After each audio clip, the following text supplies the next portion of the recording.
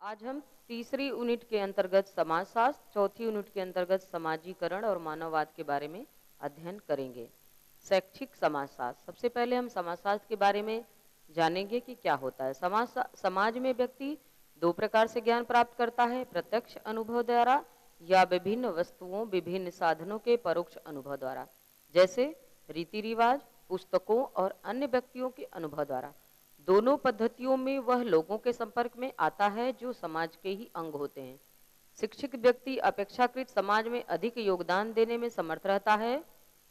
शिक्षा समाज की शिक्षा संबंधी आवश्यकताओं की पूर्ति करती है, अतः इनके परस्पर संबंधों की पूर्ति के लिए शैक्षिक समाजशास्त्र का उदय हुआ। शैक्षिक समाजशास्त्र और समाजशास्त्र दोनों एक दूसरे के पूरक हैं।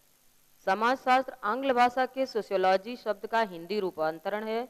सोशियोलॉजी दो शब्दों से मिलकर बना है, सोशियो प्लस लोगस। सोशियो की उत्पत्ति ग्रीक भाषा से हुई है और लोगस की उत्पत्ति भी ग्रीक भाषा से हुई है, जिसका अर्थ होता है समाज शास्त्र अथवा विज्ञान। परिभाषाएं: अगस्त काम्टे के अनुसार समाजशास्त्र सामाजिक व्यवस्था तथा सामाजिक प्रगति का विज्ञान है। इमाइल दुर्खीम के अनुसार समाजशास्त्र सामूहिक प्रतिनिधित्व का ज्ञान है। शिक्षा तथा समाजशास्त्र क्या होता है? शिक्षा वह प्रक्रिया है जो समाज में होती है, जिसके द्वारा व्यक्ति स्व तथा सामाजिक स्व अनुशासित तथा अर्थपूर्ण इकाई के रूप में संगठित किया जाता है। समाजशास्त्र समाज का अध्ययन करता है। यह मानव के सामाजिक संबंधों से घनिष्ठ रूप से संबंधित होता है। शैक्षिक समाजशास्त्र का अर्थ एवं परिभाषा: शैक्षिक समाजशास्त्र वह विज्ञान है जो समाज के उद्देश्यों को शैक्षिक क्रिया द्वारा प्राप्त करने का प्रयास करता है। अतः विज्ञान समाज की संपूर्ण संस्थाओं जैसे परिवार, स्कूल, समुदाय, धर्म, राज्य, समाचार पत्र, रेडियो आदि का अध्ययन करके व्यक्ति को श्रेष्ठ एवं सामाजिक प्राणी बनाने के लिए शिक्षा के उद्देश्यों, पाठ्यक्रम, शिक्षण पद्धतियों तथा अन्य सभी अंगों को निर्धारित करता है। शिक्षा संबंधी आवश्यकताओं की पूर्ति करने वाली प्रक्रियाओं, जन समूह, संस्थाओं तथा समितियों का अध्ययन करता है। परिभाषाएं: ओटावे के अनुसार शिक्षा एक सामाजिक क्रिया है और इसकी विधि और इसका लक्ष्य समाज विशेष मान्यताओं के अनुसार होता है।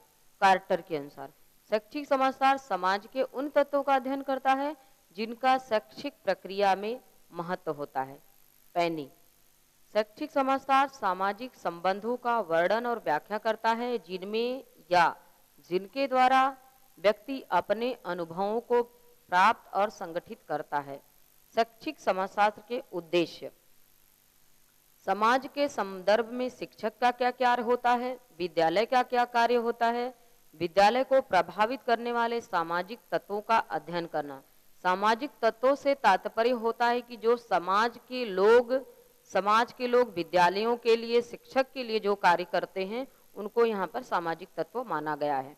दूसरा पॉइंट है सामाजिक, आर्थिक तथा सांस्कृतिक प्रवृत्तियों को समझते हुए पाठ्यक्रमों का सामाजिक दृष्टि से निर्माण करना। पाठ्यक्रम का निर्माण इस प्रकार से होना चाहिए कि उस पाठ्यक्रम का समाज के लिए क्या उद्देश्य है, संस्कृति के लिए क्या उद्देश्य है। आर्थिक का मतलब यहाँ पर यह होता है कि उस पाठ्यक्रम को पढ़कर विद्यार्थी क्या आर्थिक पक्ष विद्यार्थी का मजबूत होगा, इस प्रकार के पाठ्यक्रम का निर्माण करना। तीसरा पॉइंट है सामाजिक तत्वों का अध्ययन करना एवं समाज और व्यक्तियों पर पड़ने वाले प्रभावों को समझना। अर्थात समाज के अंतर्गत जो व्यक्ति कार्य करते हैं उनका क्या समाज और व्यक्तियों का पर प्रभाव पड़ रहा है, उन प्रभावों का अध्ययन करना। चौथा पॉइंट है प्रजातांत्रिक विचारधाराओं का समझना एवं उद्देश्यों की प्राप्ति के लिए अनुसंधान की विधियों का उपयोग करना। प्रजातांत्रिक का तात्पर्य है कि जो जनता के लिए कार्य किए गए हैं उनका क्या उद्देश्य है समाज के लिए, और अनुसंधान की विधियां की जो रिसर्च के लिए विधियां दी गई हैं क्या उसको पब्लिक समझती है। शैक्षिक समाजशास्त्र की विषय वस्तु अथवा क्षेत्र: पहला पॉइंट है विद्यालय और सामाजिक संगठनों का पारस्परिक संबंध स्थापित करना। विद्यालय और सामाजिक संगठनों से तात्पर्य होता है कि विद्यालय और सामाजिक संगठन, तो जो छोटे बड़े समाज में संगठन कार्य करते हैं उन दोनों का आपसी संबंध कैसा है। अगर अच्छा है तो उसको और अच्छा स्थापित करना, अगर कुछ गलत है तो उसमें आपस में परस्पर बनाना। अगला पॉइंट है सामाजिक क्रियाओं को किस प्रकार शिक्षा खेल कूद की ओर प्रवृत्त किया जाए। जो भी समाज के अंदर प्रोसेस चलती है, जो क्रियाएं कर चलती है, उसको किस प्रकार से वर्तमान शिक्षा के अनुसार खेल कूद की ओर उन प्रवृत्तियों को जागृत करना। अगला पॉइंट है विद्यालय पर समाज के प्रभावों का अध्ययन, कि किसी भी विद्यालय पर समाज का प्रभाव कितना, कैसे और किस प्रकार पड़ता है, उसका अध्ययन करना।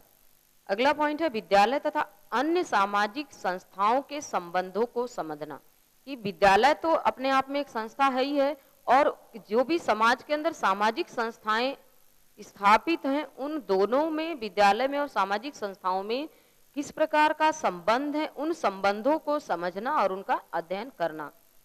अगला पॉइंट है व्यक्ति और समाज की दृष्टि से पाठ्यक्रम में परिवर्तन, कि एक व्यक्ति अथवा एक विद्यार्थी किस प्रकार के पाठ्यक्रम की अपेक्षा करता है और उस पाठ्यक्रम का समाज में कितना उपयोग है।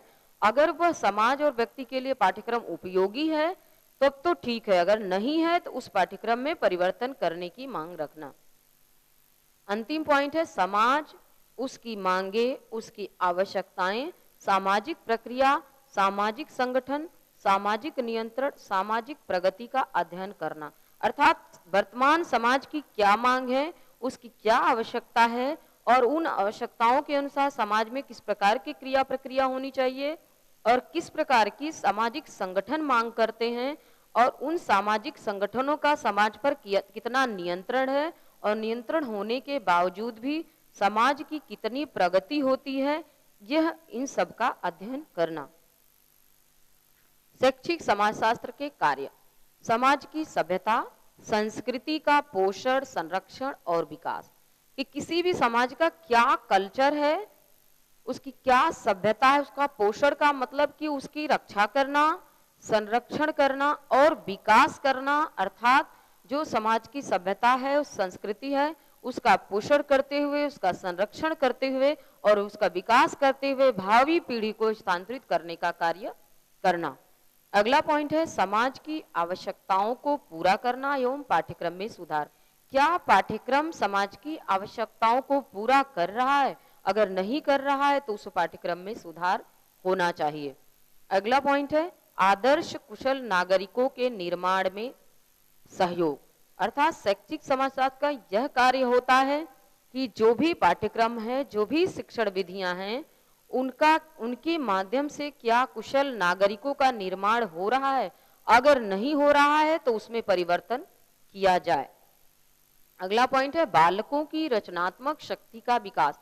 रचनात्मक शक्ति से तात्पर्य यहाँ है कि क्रिएटिविटी, कि क्या जो भी पाठ्यक्रम है, जो शिक्षण विधियां है, क्या उनसे विद्यार्थी क्रिएटिव हो रहा है, उसकी जो छुपी हुई क्षमताएं हैं क्या उनका विकास हो रहा है। अगर नहीं हो रहा है तो इनके माध्यम से उसकी रचनात्मक शक्तियों का विकास करना। और अंतिम पॉइंट है विभिन्न इकाइयों का शैक्षिक कार्यों में सहयोग। शिक्षा के अंतर्गत विद्यालय में शिक्षण विधियों में जो विभिन्न इकाइयां कार्य करती हैं, क्या वह इकाइयां विद्यालय के शैक्षिक कार्यों में सहयोग देती हैं? अगर नहीं देती हैं तो उनका विकास करना। शैक्षिक समाजशास्त्र की आवश्यकताएं।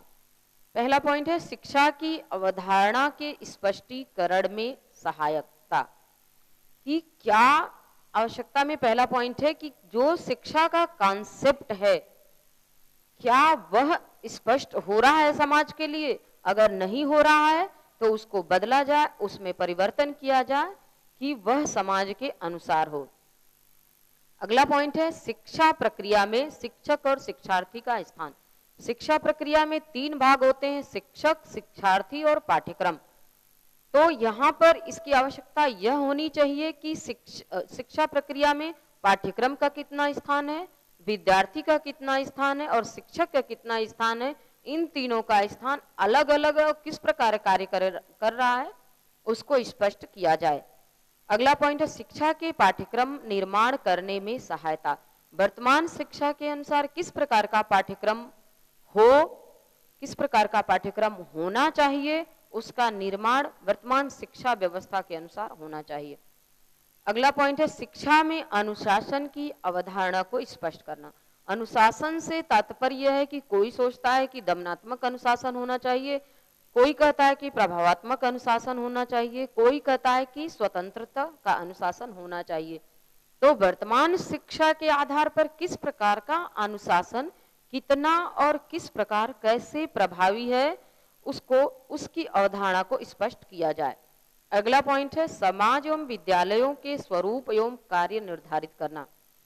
अर्थात शैक्षिक समाजशास्त्र के आवश्यकता में कि समाज का क्या स्वरूप है, क्या स्ट्रक्चर होना चाहिए, विद्यालय का क्या स्ट्रक्चर होना चाहिए, तथा समाज और विद्यालय का वर्तमान समाज के अनुसार, वर्तमान शिक्षा व्यवस्था के अनुसार क्या कार्य है, उसको निर्धारित किया जाए। शैक्षिक समाजशास्त्र की सीमाएं कि क्या उसकी लिमिटेशन है। पहला पॉइंट है सामाजिक पक्ष से संबंध रखना, कि शैक्षिक समाजशास्त्र की सीमाएं ये होना चाहिए कि जो भी शिक्षा व्यवस्था है क्या उसके सामाजिक संबंध पक्षों से संबंध रखती है। दूसरा पॉइंट है शिक्षा की प्रगति में दार्शनिक पक्ष पर ध्यान देना चाहिए, क्योंकि शैक्षिक समाजशास्त्र सिर्फ शैक्षिक दृष्टि से ही विकास चाहता है, तो शिक्षा की प्रगति में दार्शनिक दृष्टिकोण का भी विकास किया जाए। अगला पॉइंट है समाज के आदर्श रूपों का अध्ययन करना, कि समाज के लिए क्या आइडियल है, क्या आदर्श है, उनके रूपों का अध्ययन किया जाए और वर्तमान शिक्षा व्यवस्था में लागू किया जाए। अगला पॉइंट है शिक्षा के उद्देश्यों, जीवन के आदर्श तथा समाज कैसा होना चाहिए, इन सब का उत्तर दर्शन पर आश्रित होना चाहिए। अर्थात शैक्षिक समाजशास्त्र के अंतर्गत जो भी विकास किया जाता है कि शिक्षा के उद्देश्यों का सामाजिक दृष्टिकोण से विकास किया जाए, उस जीवन के जो आदर्श हैं उसका सामाजिक पक्ष में विकास किया जाए, और जो भी समाज है उसका सामाजिक दृष्टिकोण से ही विकास किया जाए।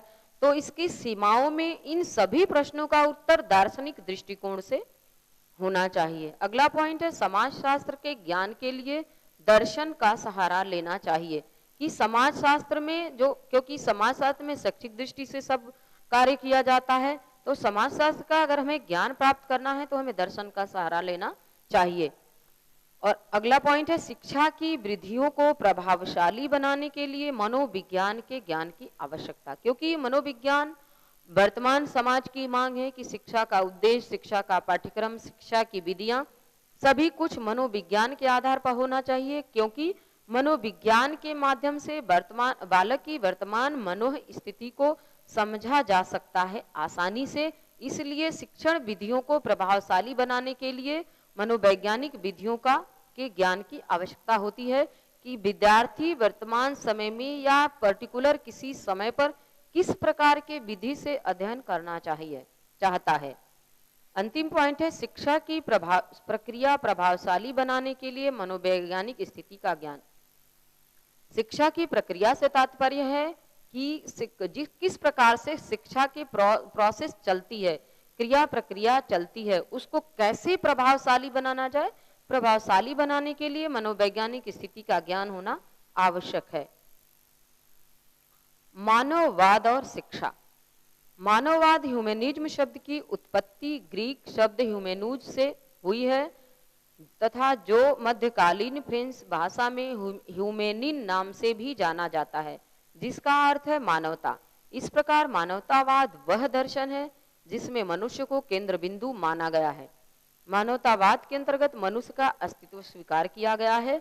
मनुष्य ही सब कुछ है, वह किसी का प्रतीक मात्र नहीं होता है। जीवन में अगर समुचित संतुलन लाना है तो वह मानवतावाद के माध्यम से ही लाया जा सकता है। जीवन के सभी पक्षों में विलक्षण रूपी योग्यता उत्पन्न करना मानवतावाद का ही कार्य है।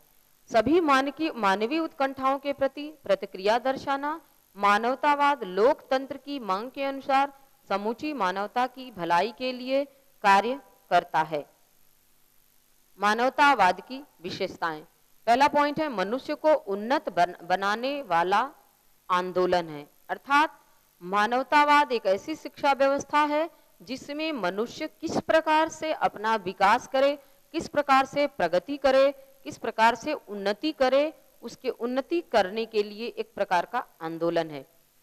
दूसरा पॉइंट है मानवीय मूल्यों को नवीन अर्थ प्रदान करना, कि जरूरी नहीं है कि जो मानवों के लिए मूल्य बनाए गए हैं, जो वैल्यूज बनाए गए हैं वो वही हो। पर्टिकुलर समय पर एक विद्यार्थी या एक व्यक्ति अपने लिए मूल्य खुद निर्धारित करता है, इसलिए उन मूल्यों को मानव खुद ही अपने अनुसार, अपनी अपेक्षाओं के अनुसार, वर्तमान समाज की मांग के अनुसार उन मूल्यों को नवीन अर्थ खुद ही प्रदान करता है। अगला पॉइंट है जीवन के मूल्यों का निर्माण मानवीय संबंधों पर आधारित होना चाहिए, कि किसी भी व्यक्ति के जीवन का क्या मूल्य होना चाहिए, उन मूल्यों का निर्माण करते समय मानव और जीवन में किस प्रकार का संबंध हो, उन संबंधों पर आधारित मूल्य का निर्माण करना चाहिए।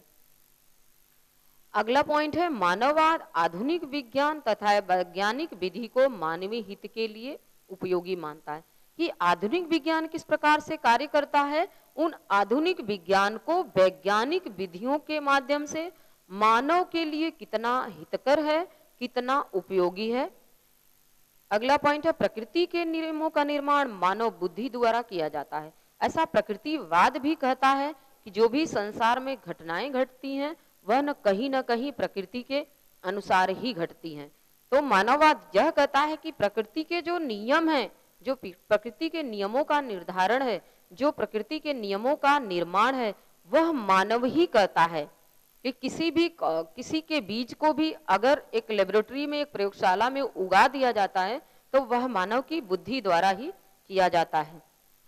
अगला पॉइंट है सातत्य के सिद्धांत में आस्था रखता है, कंटिन्यूटी के सिद्धांत में आस्था रखता है कि जो भी समाज में घटनाएं घटती हैं वह एक कंटिन्यूटी के आधार पर घटती हैं और उन सिद्धांतों को मनुष्य ही घटवाने में उपयोगी करता है। अगला पॉइंट सभी मानवीय उत्कंठाओं के प्रति प्रतिक्रिया दर्शाना, समाज के अंतर्गत मानव में जो उत्कंठाएं उत्पन्न होती हैं उनके प्रति जो प्रतिक्रिया होती है वह मनुष्य ही करता है। अगला पॉइंट है कि मनुष्य पुनर्रचनावादी और भविष्योन्मुख होता है, अर्थात मनुष्य ही किसी भी निर्माण का, किसी भी सिद्धांत का पुनर्रचना करता है और उन रचना का, उन सिद्धांतों का भविष्य के लिए कितना उपयोग है, वह भविष्य में कितना हितकर है, भविष्य के लिए कितना उसका उपयोग किया जाना चाहिए, वह मनुष्य ही करता है।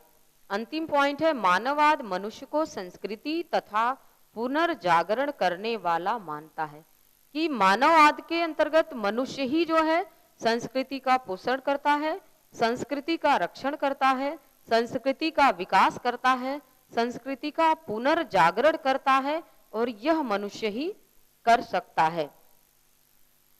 मानववाद तथा शिक्षा, मानववादी शिक्षा मानव केंद्रित है जिसका लक्ष्य नियति को उच्चतर बनाना, मानव समाज को उत्तम जीवन जीने योग्य बनाना तथा मानवीय समस्याओं को समझकर उनके निरंतर हल के लिए मानव को तैयार करना है। दूसरे शब्दों में हम कह सकते हैं कि मानवीय समस्याओं को समझकर उनके निरंतर हल के लिए मानव को तैयार करना है तथा मानवीय शिक्षा मानव की नियति निर्धारण करने वाली प्रक्रिया है।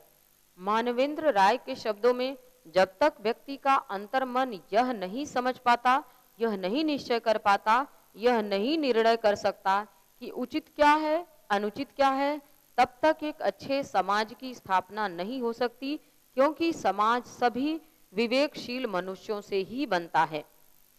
मानवेंद्र राय के अनुसार दूसरी परिभाषा है, यह वैज्ञानिक ज्ञान है कि प्रत्येक प्राणी में चिंतन की योग्यता है, कि विवेकशील चिंतन जो कि बुद्धि का गुण है वह मानव की प्रकृति में निर्भर होता है। मानववाद तथा शिक्षा के उद्देश्य, पहला पॉइंट है शिक्षा के द्वारा ऐसे व्यक्तियों को तैयार करना जो मानवीय समस्याओं के प्रति संवेदनशील हो, अर्थात मानवीय संवेदनाओं से, मानवीय समस्याओं से तात्पर्य यहाँ पर यह है कि जो वर्तमान समाज में घट रही है, कन्या भ्रूण हत्या, बलात्कार, चोरी, अपराध, बेईमानी, भ्रष्टाचार, यह जो मानवीय संवेदनाएं, जो लोग मानव की समस्याओं को समझते नहीं है, उनके प्रति उनके मन में कोई संवेदना नहीं है, कोई दुख नहीं है, कोई भाव नहीं है, तो शिक्षा के द्वारा, मानववाद ऐसा कहता है कि शिक्षा के द्वारा ऐसे व्यक्तियों को तैयार किया जाए जो हर समाज में चलने वाले मानव की समस्याओं के बारे में जागरूक हो सके। दूसरा पॉइंट है शिक्षा द्वारा व्यक्ति में पारस्परिक सृजनात्मकता, संघर्ष निवारण, विचार संप्रेषण, आदान प्रदान करना। कि शिक्षा के द्वारा ऐसे व्यक्तियों को तैयार किया जाए जिसमें पारस्परिक सहयोग हो, सृजनात्मकता का रचनात्मकता हो अर्थात अपनी क्षमताओं को पहचान सके, संघर्ष करने की क्षमता हो, संघर्ष का कि लोग छोटी छोटी बातों में आत्महत्या कर लेते हैं, ट्रेन के नीचे दब जाते हैं, तो संघर्ष की क्षमता हो, संघर्ष से निवारण की क्षमता हो, और विचारों को वर्तमान समाज के आधार पर किस प्रकार से आदान प्रदान किया जाए, तो शिक्षा में ऐसे व्यक्तियों को शामिल किया जाए या शिक्षा द्वारा ऐसे व्यक्तियों को तैयार किया जाए। अगला पॉइंट है शिक्षा द्वारा व्यक्ति में स्वतंत्र, विवेकपूर्ण, संतुलित व्यक्तित्व का विकास करना। स्वतंत्र मतलब कि शिक्षा में इस प्रकार की व्यवस्था होनी चाहिए कि कोई भी विद्यार्थी व्यक्ति स्वतंत्रता पूर्वक निर्णय ले सके।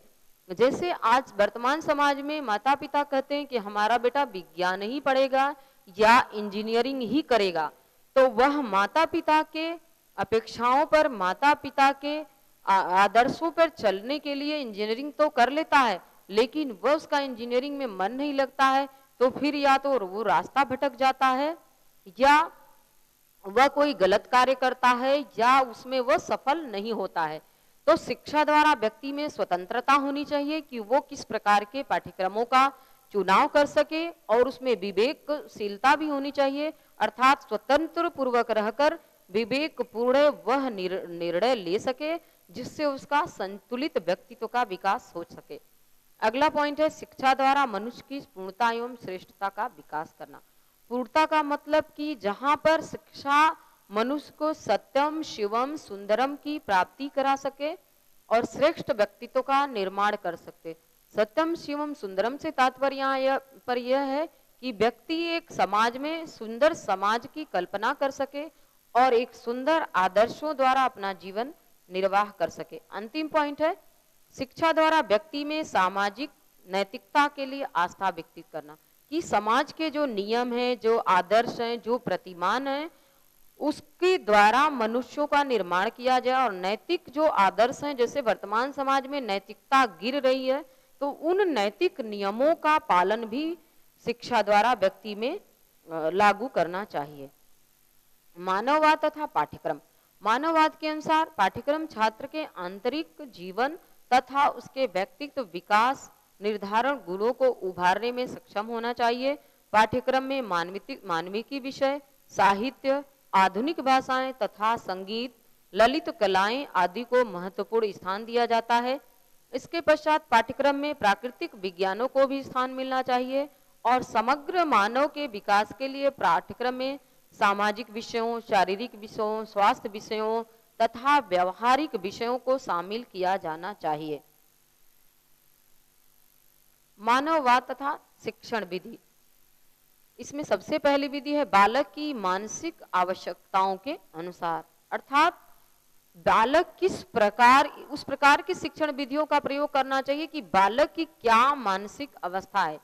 कि कई बार विद्यार्थी क्लास में नहीं पढ़ना चाहता, लेक्चर द्वारा नहीं पढ़ना चाहता, व्याख्यान द्वारा नहीं पढ़ना चाहता, तो उस समय उसकी मानसिक स्थिति क्या है। अगर वह खेल द्वारा पढ़ना चाहता है, वर्ग पहेली द्वारा पढ़ना चाहता है, तो बालक की मानसिक स्थिति किस प्रकार की है, उसके आधार पर शिक्षण विधियों का निर्माण किया जाना चाहिए। अर्थात इस प्रकार की शिक्षण विधि हो जो मानव के लिए उपयोगी हो।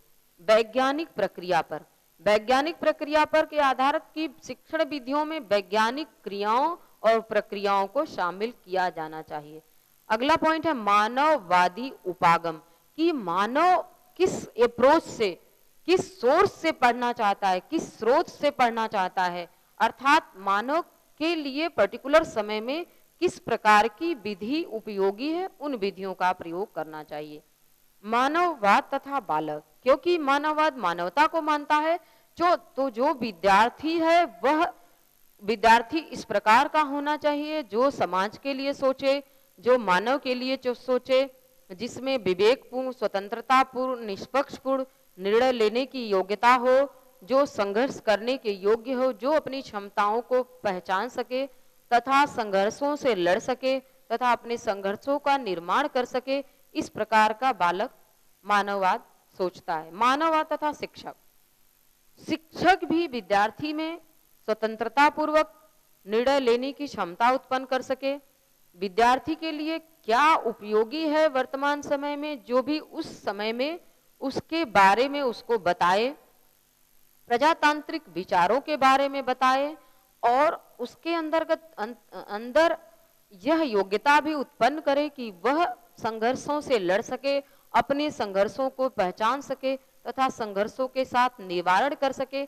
और उसकी क्या योग्यता है, अपनी योग्यताओं को, क्षमताओं को पहचान सके और उन योग्यताओं और क्षमताओं के आधार पर अपना स्वयं का विकास कर सके।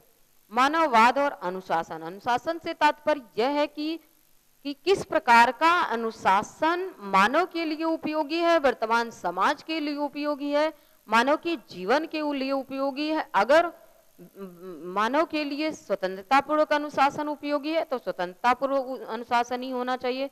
अगर प्रभावात्मक अनुशासन से तात्पर्य है कि जो भी कार्य किया जाए उसका प्रभाव समाज पर, विद्यार्थी पर, विद्यालय पर, बालक पर कितना पड़ता है और उस प्रभावों के आधार पर अनुशासन कितना प्रभावी होता है उसको माना जाए। स्वतंत्रता से तात्पर्य है कि कई बार विद्यार्थी स्वतंत्र रह के अपने अंदर ज्यादा डिसिप्लिन अनुशासन करते हैं। जैसे कि प्रकृतिवाद कहता है कि अगर एक बच्चा मेज से टकराता है तो जो मेज से टकराने पर जो उसको दुख का अनुभव होता है वही उसके लिए अनुशासन है।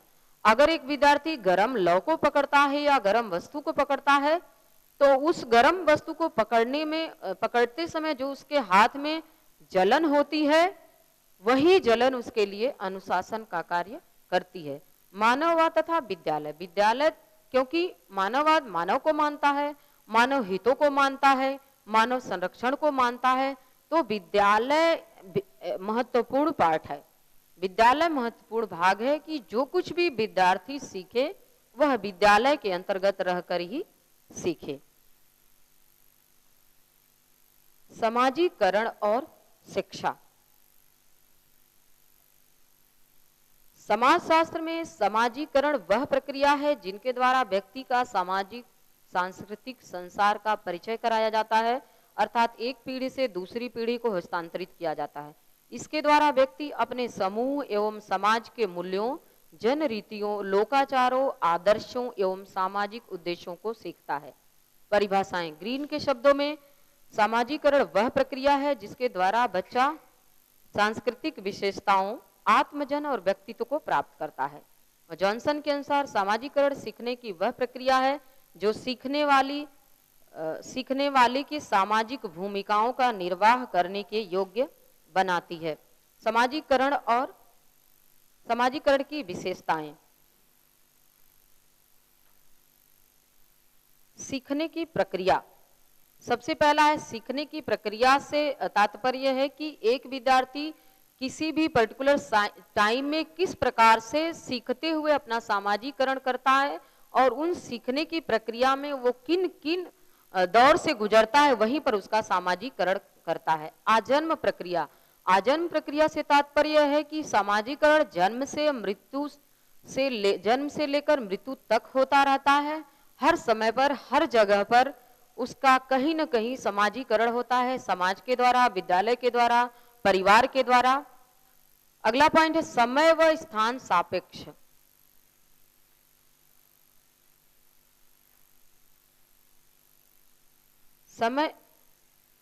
समय व स्थान सापेक्ष से तात्पर्य है कि कोई विद्यार्थी किसी समय में कितना सीखता है, किसी समय में किसी समाज के कितने मूल्यों को आंतरिकृत करता है और कितना सापेक्ष करता है, वहां पर उसी टाइम पर उसका सामाजिकरण होता है।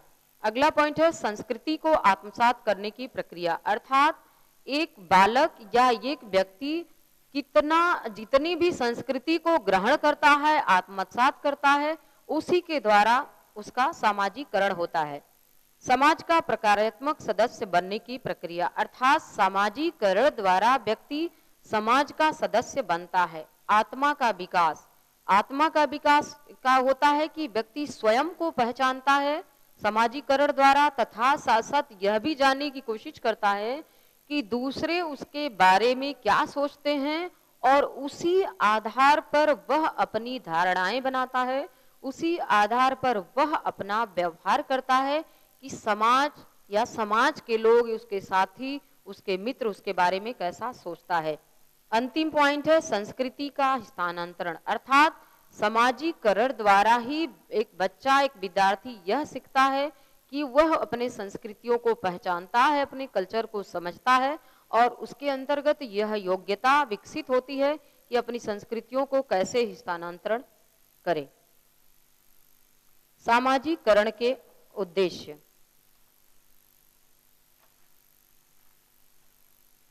सबसे पहला आधारभूत नियमबद्धता का विकास। सामाजीकरण में सामाजिक विज्ञान जीवन को सुचारू रूप से चलाने के अनुशासन और नियमबद्धता आवश्यक है, और सामाजिकरण के माध्यम से उस अनुशासन और नियमबद्धता को पहचाना जाता है और समझा जाता है। आकांक्षाओं की पूर्ति दूसरा पॉइंट है, अर्थात जब नियमबद्धता और आधारभूत नियमों का विकास हो जाता है तो उन्हीं नियमों और अनुशासन द्वारा एक व्यक्ति समाज के अंतर्गत रहते हुए अपनी आकांक्षाओं की पूर्ति करता है। वह आकांक्षाएं किसी भी प्रकार की होती हैं, चाहे वो आर्थिक रूप से हो, सामाजिक रूप से हो या पारिवारिक रूप से हो, उन्हीं आकांक्षाओं की पूर्ति करता है।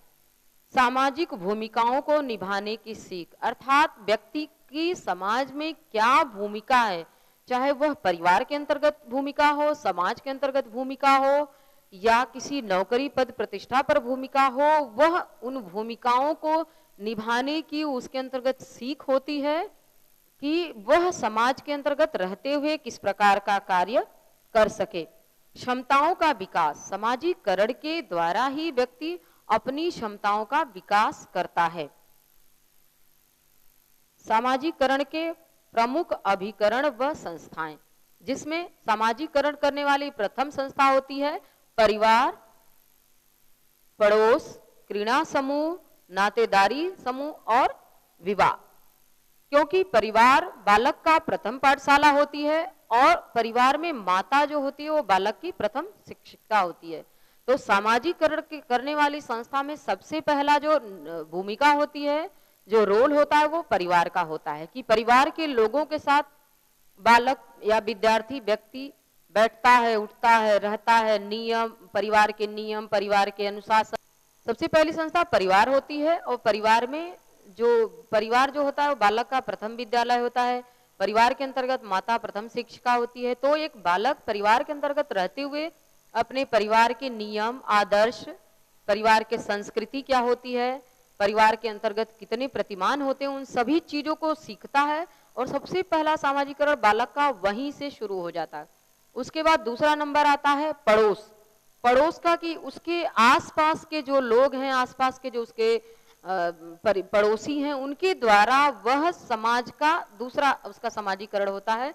उनके अनुसार उनके नियमों को सोचता है, उनकी बातों को सुनता है, उसके द्वारा उसका सामाजिकरण होता है। तीसरा जो प्राथमिक संस्था में वो तक क्रीड़ा समूह अर्थात खेल कूद के अंतर्गत एक खेल समूह, उसका जो पीयर ग्रुप होता है, उन सबके साथ रहते हुए विद्यार्थी का सामाजिकरण होता है कि खेल ग्रुप में बहुत सारे घरों के बच्चे साथ खेलते हैं, तो सबके घर के नियम, सबके घर की संस्कृति, सबके घर के प्रतिमान, सबके घर के आदर्श अलग अलग होते हैं, और वहां पर बालक अलग अलग प्रकार की नियमों को सीखते हुए अपना सामाजिकरण करता है। उसके बाद आता है नातेदारी संबंध, जैसे मामा के यहाँ, बुआ के यहाँ, चाचा के यहाँ। रिश्तेदारी में जब बालक जाता है तो रिश्तेदारी में जो अलग अलग नियम प्रथाएं हैं, परंपराएं हैं, नियम है, आदर्श हैं, प्रतिमान है, उनके द्वारा, उनका अलग अलग परिवार के द्वारा उसका सामाजिकरण होता है। उसके बाद है प्राथमिक संस्था में अंतिम पॉइंट है विवाह के द्वारा कि एक लड़का या लड़की का विवाह एक दूसरे परिवार में होता है और उस परिवार के साथ उसका सामाजिकरण होता है। फिर है सामाजिकरण करने वाली द्वितीय संस्था। सबसे पहला है शिक्षण संस्था, क्योंकि अब उसका औपचारिक रूप से शिक्षण संस्थाओं में एडमिशन होता है या एडमिशन लेता है। वहां पर उन शिक्षण संस्थाओं के द्वारा, शिक्षक के द्वारा, विद्यार्थी के द्वारा आसपास अपने साथियों के द्वारा उसका सामाजिकरण होता है। फिर है राजनीतिक संस्था। राजनीतिक संस्था से तात्पर्य है कि वह किसी भी समाज का एक ग्रुप बनता है, ग्रुप में एक मेंबर बनता है, उन राजनीतिक संस्थाओं द्वारा उसका सामाजिकरण होता है।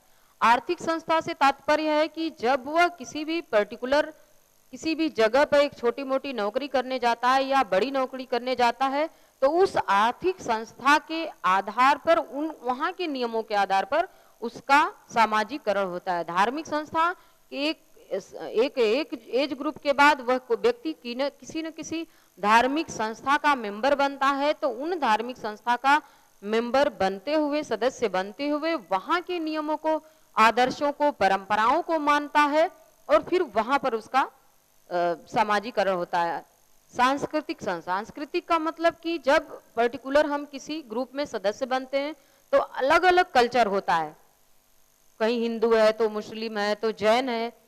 उन सांस्कृतिक संस्थाओं में साथ रहते हुए अलग अलग लोगों के कल्चर को हम समझते हैं और वहां पर अलग अलग संस्कृतियों के साथ सामाजिकरण होता है। व्यवसाय समूह। किसी भी व्यवसाय के साथ जब हम जुड़ते हैं तो वहां पर हमारा सामाजिकरण होता है। सामाजिकरण के सिद्धांत।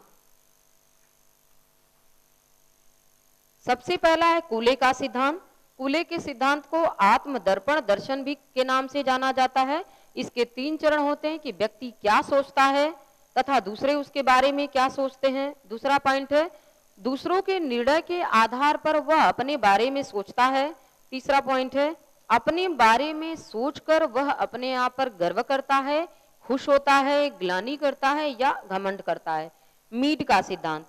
अर्थात मीड के सिद्धांत के अंतर्गत है कि व्यक्ति ही समाज का निर्माता होता है, जिसका दिमाग वह स्व होता है, स्व मौलिक रूप से सामाजिक संरचना करता है और उसी के आधार पर सामाजिक अनुभवों के अनुसार अपना जीवन यापन करने की कोशिश करता है। फ्रायड का सिद्धांत का फ्रायड के अनुसार यह है कि व्यक्ति का जो भी सामाजिकरण होता है वह मानसिक प्रक्रियाओं के आधार पर होता है। अर्थात जो भी कार्य व्यक्ति करता है उसके मन के अंतर्गत क्या चल रहा है, मानसिक प्रक्रियाओं के आधार पर ही व्यवहार करता है। और अगला पॉइंट है अंतिम दुर्खीम का सिद्धांत। प्रत्येक समाज में कुछ विचार, कुछ अवधारणाएं, कुछ भावनाएं होती हैं और जिन्हें समाज के सदस्य स्वीकार करते हैं, क्योंकि वह विचार, वह धारणाएं व्यक्ति अपने समाज की मान्यताओं के आधार पर ही स्वीकार करता है। सामाजिकरण से संबंधित अवधारणाएं। सबसे पहला पॉइंट है नकारात्मक अवधारणा। नकारात्मक अवधारणा से मतलब यह है कि व्यक्ति का सामाजिकरण होते हुए बहुत सारे अच्छे व्यवहारों को भी सीखता है और बहुत सारे बुरे व्यवहारों को भी सीखता है, कई बार जो समाज द्वारा अस्वीकृत होता है। तो सामाजिकरण तो उसका सकारात्मक रूप से होता है, लेकिन वह लोगों के साथ, समाज के साथ अलग कल्चर में रहते हुए, अलग व्यवसाय में रहते हुए वह कई बार चोरी करना, गाली देना, शराब पीना वह सीख जाता है। तो जो सकारात्मक सामाजिकरण उसका होता है उसको वह भूलकर नकारात्मक सामाजिकरण सीख जाता है।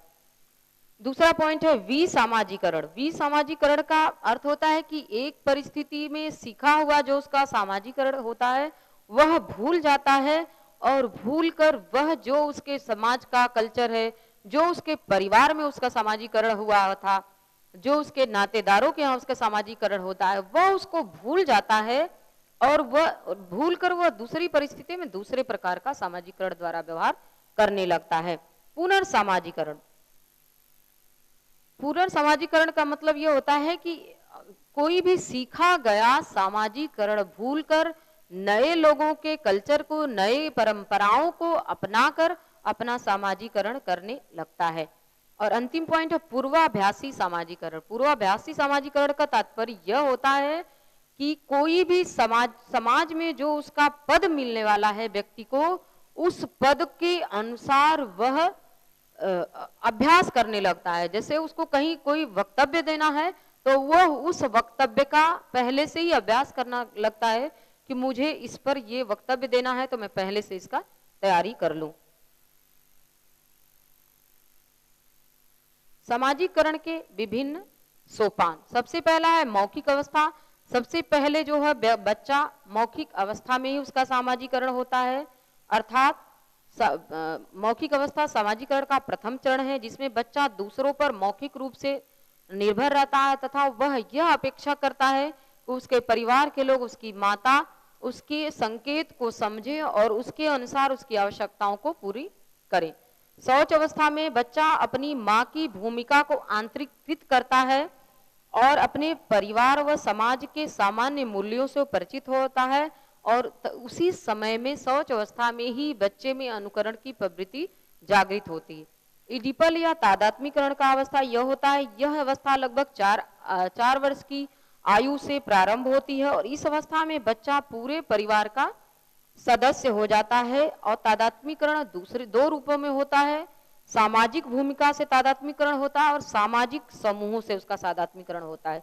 युवा अवस्था का मतलब यह होता है कि बच्चे में अनेक नए पद प्राप्त होते हैं तथा इनसे संबंधित भूमिकाओं को वह निभाने की कोशिश करता है। किशोरावस्था भारी तनाव का काल होता है। इस समय में बच्चा में विरोधी प्रवृत्तियां ज्यादा जागृत होती हैं वह वयस्क होकर विद्यार्थी को स्वयं ही बहुत सारे निर्णय लेते हैं जिससे वह समायोजन करने में उसको परेशानी होती है। प्रौढ़ावस्था सामाजिक दायित्व का भाग होता है और इसी अवस्था में बच्चों में पढ़ाई, विवाह, नौकरी के लिए एक दायित्व निर्वाह करने की योग्यता होती है। और अंतिम है वृद्धावस्था में कि व्यक्ति में शारीरिक रूप से, मानसिक रूप से और सामाजिक दृष्टि से कई प्रकार के परिवर्तन होते हैं और उन सब के साथ वह समायोजन करने की कोशिश करता है।